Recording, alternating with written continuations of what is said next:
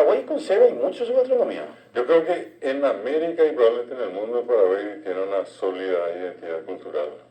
No sé, pues, cerca nuestro en materia, ya que tocamos la parte gastronómica, a lo mejor están obviamente los peruanos, los mexicanos, y por allí no estamos nosotros, ¿verdad? Lo nuestro, y lo notable, algo que estaba diciendo Vidal, de ese sincretismo, de esa reunión, de todo lo que se dio en el tiempo, donde la base está en el maíz, está en la mandioca con el almidón, ¿verdad? Y en toda la producción casera, porque siempre se consumió lo que estaba en la casa, el maíz, el cipá, el borí, todo lo demás, de la mandioca, el almidón, del almidón el vellú, la grasa de cerdo, ¿verdad? Que no era el aceite de ahora, el huevo de surupillá, huevo de la gallina, todos esos elementos allí en las proximidades. Entonces, a lo que voy nomás es que justamente esa es una cuestión tan importante que se transmitió siempre de manera verbal, ¿verdad?